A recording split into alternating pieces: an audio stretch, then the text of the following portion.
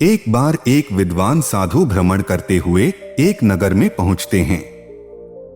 वह काफी ज्ञानी साधु थे। दूर दूर तक उनकी प्रसिद्धि फैली हुई थी। दूर से ही लोग उन्हें देखकर पहचान लेते थे और उनसे मिलने जरूर जाते थे। भ्रमण करते हुए साधु मार्ग में उस नगर के पास बनी एक नदी के पास रुक जाते हैं और वहां पर एक वृक्ष के नीचे बैठकर ध्यान करने लगते हैं। तभी आसपास से उस नगर के कुछ लोग गुजर रहे होते हैं। उन साधु को देखकर वह तुरंत उन्हें पहचान लेते हैं और उनके समक्ष चले जाते हैं। उन्हें प्रणाम करते हैं। थोड़ी ही देर में उस पूरे नगर में यह बात फैल जाती है कि एक विद्वान साधु वहां आए हुए हैं।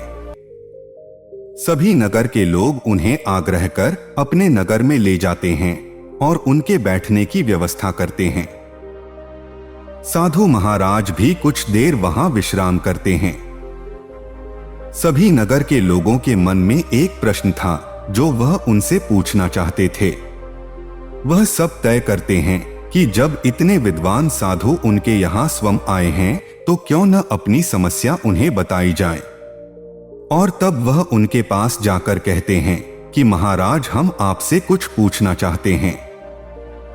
साधु उनसे कहते हैं कि पूछो, क्या पूछना है। तब वह कहते हैं कि हमारे गांव में कुछ लोग ऐसे हैं जो किसी से सही तरह का व्यवहार नहीं करते, हमेशा लड़ते हैं। यदि कोई उनसे कुछ कहे तो उन पर ही क्रोधित हो जाते हैं। उनकी वजह से हमारे आसपास का माहौल खराब होता है। यह सुन साधु पूछते हैं कि फिर आप क्या चाहते हैं।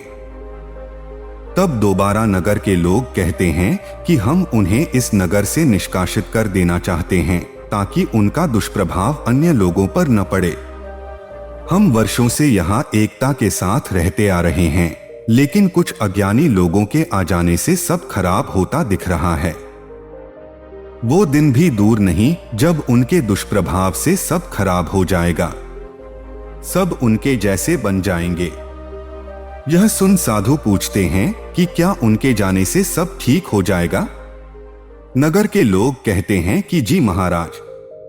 तब साधु कहते हैं कि यदि उनके जाने के बाद कोई अन्य वैसे ही लोग आकर तुम्हारे नगर में बस जाएं, जो लड़ते झगड़ते हैं, बुरे कर्म करते हैं, तब तुम क्या करोगे। नगर के लोग कहते हैं कि हम उन्हें भी भगा देंगे। यह सुन साधु कहते हैं कि यदि कोई और अन्य वैसा आ गया तो। तब वह कहते हैं, यह कैसे हो सकता है महाराज। तब साधु कहते हैं कि बिल्कुल हो सकता है। कोई कैसे भी स्वभाव के लोग कहीं भी आकर रह सकते हैं। आप नहीं जानते किसका व्यवहार कैसा होगा। आप कब तक उनसे भागते रहेंगे। यह सब सुनकर नगर के लोग कहते हैं कि फिर आप बताएं, हमें क्या करना चाहिए। तब साधु कहते हैं कि मैंने हमेशा यह माना है कि समस्या से भागने की जगह उसका सामना करो, क्योंकि जितना समस्या से दूर भागते हो समस्या उतनी बढ़ जाती है। यह सुन वह नगर के लोग पूछते हैं कि किस तरह से इनका सामना किया जाए। तब साधु कहते हैं, तुम्हें मैं एक कहानी सुनाता हूं। बहुत पुरानी बात है। किसी गांव में अधिकांश गरीब और अशिक्षित लोग रहा करते थे। वहां के लोग गरीब होने की वजह से शिक्षा से वंचित थे और सही उम्र में शिक्षा न मिलने की वजह से उनकी दृष्टि में शिक्षा की कोई खास अहमियत भी नहीं थी। वहां के लोग केवल गलत काम करके, जैसे चोरी, डकैती, छल, कपट, इसी के द्वारा धन जोड़ा करते थे। वह लोग इसी काम को सर्वश्रेष्ठ मानते थे, जैसे कि वह कोई नेक कार्य हो। इसी तरह उस नगर के लोगों का जीवन चल रहा था। बड़े से लेकर बच्चों तक को यही सब सिखाया जाता था। एक बार एक युवा लड़का शहर से पढ़कर लौट रहा था। उसने वहां शहर में काफी उच्च शिक्षा प्राप्त की थी। वह लड़का बुद्धिमान और होशियार भी था। जब वह अपनी शिक्षा पूरी कर वापस लौट रहा था, तब वह मार्ग में उसी गांव से होते हुए जा रहा था। जब वह उस गांव में पहुंचा तो उसने वहां की दशा देखी। कुछ गांव के लोगों ने उसे भी ठगने का प्रयास किया, लेकिन वह इतना होशियार था कि उसने उन लोगों से अपने आप को बचा लिया। उसने देखा कि वहां के छोटे बच्चे तक को यही सीख दी गई थी। यह सब देख उसने सोचा कि यदि अभी इनका मार्गदर्शन नहीं किया तो पूरे गांव का भविष्य इसी तरह अंधकार में निकल जाएगा और इसकी कभी उन्नति नहीं होगी। तब उसने यह निश्चय किया कि अब वह अपने गांव तभी जाएगा जब वह इन गांव वालों का सही मार्गदर्शन कर देगा। काम इतना आसान भी नहीं था। जो गांव शुरू से ही चोरी डकैती करता या शिक्षा से दूर था, अब उन्हें शिक्षा से ही अवगत करवाना था। वो युवा लड़का उसी गांव में रहने लगता है। वह सबसे पहले अपना परिचय वहां के छोटे छोटे बच्चों से करता है। उनके साथ खेलता है, उन्हें खाने के लिए मीठे मीठे फल देता है, जिससे बच्चे उसकी तरफ आकर्षित होने लगते हैं। तब वह खेलने का बहाना कर रोज उन्हें कुछ देकर पढ़ाने बैठ जाता था।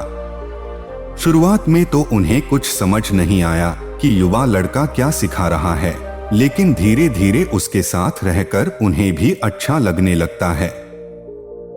थोड़ा पढ़ना सीखने लगे नगर के लोगों को यह समझ आने लगा कि उस युवा लड़के के साथ रहकर उनके बच्चों में बदलाव आ रहा है। वह सही राह पर चल रहे हैं, उनमें उत्तम संस्कार आ रहे हैं। बाद में गांव के लोग भी धीरे धीरे उस लड़के के पास आकर बैठने लगे थे। वह उन्हें भी हर तरह के समाज की चीजों से अवगत कराता है, सही गलत बताता है। उसने उनके जीवन में भी शिक्षा की अहमियत को स्थापित कर दिया था।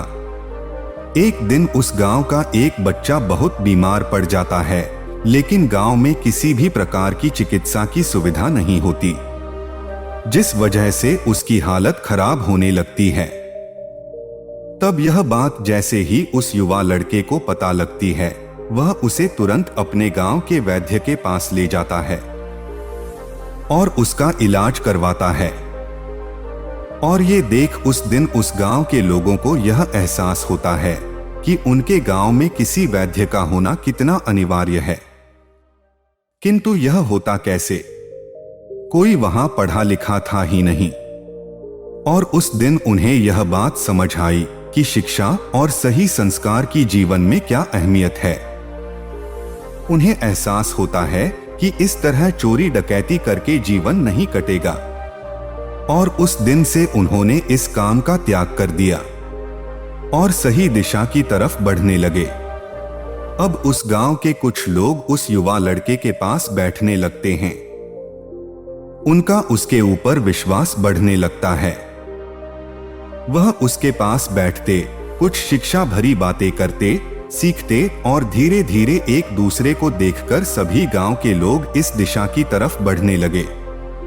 तब उसने सबको सही मार्ग दिखाया, शिक्षा की भूमिका बताई, आसपास साफ सफाई स्वच्छता कितनी जरूरी है यह बताया। और एक समय आया जब सभी लोग भी उस मार्ग पर चलने लगे। उस युवा लड़के ने स्वयं की मेहनत से दृढ़ संकल्प लेकर उस पूरे गांव को सुधार दिया और फिर अपने गांव लौट गया। कहानी का अंत कर साधु कहते हैं कि आप सबने देखा कि किस प्रकार एक शिक्षित लड़के ने एक अनजान जगह पर जाकर पूर्ण साहस करके वहां के लोगों को बदल दिया, उनका सही मार्गदर्शन किया। उसके इस प्रयास से उस गांव की आने वाली हर पीढ़ी सही राह की तरफ प्रेरित हुई। हमेशा ध्यान रखें कि जो लोग गलत या बुरी प्रवृत्ति में पड़ जाते हैं, उन लोगों को प्रेम, धैर्य और दृढ़ संकल्प द्वारा सुधारा जा सकता है, जोर जबरदस्ती या भगाकर नहीं। ऐसे लोग भी मनुष्य होते हैं। जरूरत होती है सिर्फ उन्हें सही मार्ग दिखाकर सुधारने की, तभी वह सुधरेंगे। वो बुरे नहीं होते, बस मार्ग से भटक जाते हैं। हमें तब जरूरत है उन्हें सही मार्ग पर लाने की। साधु की बातें सुनकर पूरे नगर के लोग बहुत प्रभावित हो जाते हैं और कहते हैं कि आप सही कहते हैं गुरुवर, हमें भी सही राह दिखानी चाहिए। पूर्ण प्रयास करना चाहिए। तब साधु कहते हैं कि समस्या का सामना करना सीखो, भागने से कुछ नहीं होगा। उस एक अकेले लड़के ने पूरे गांव को सही राह दिखा दी। आप तो इतने सारे लोग हैं, आप सब मिलकर प्रयास करेंगे तो आप उनका भी मार्गदर्शन करके सही राह दिखा सकते हैं। जरूरत है तो सिर्फ प्रयास करने की। प्रयास से हर चीज संभव है। सभी नगरवासी साधु से बहुत प्रभावित होते हैं और उनकी इस सीख को गांठ बांध लेते हैं। इस कहानी से हम भी यही सीख सकते हैं कि समस्या आने पर उसका सामना करें, भागे नहीं। तभी आप जीवन में आगे बढ़ सकते हैं और दूसरों को भी आगे बढ़ने के लिए सही दिशा में जाने के लिए प्रेरित कर सकते हैं। यदि किसी व्यक्ति में बुरी आदत है तो उसे सुधारने का प्रयास करना चाहिए ताकि वह भी सही तरह से जीवन जी सके। उससे भागने की जगह, दूर होने की जगह उसका साथ देना चाहिए, तभी सबका कल्याण होगा। दोस्तों, आपने इस कहानी से क्या सीखा? मुझे कमेंट करके बताएं और अगर वीडियो अच्छी लगी हो तो वीडियो को लाइक और चैनल को सब्सक्राइब करें। धन्यवाद।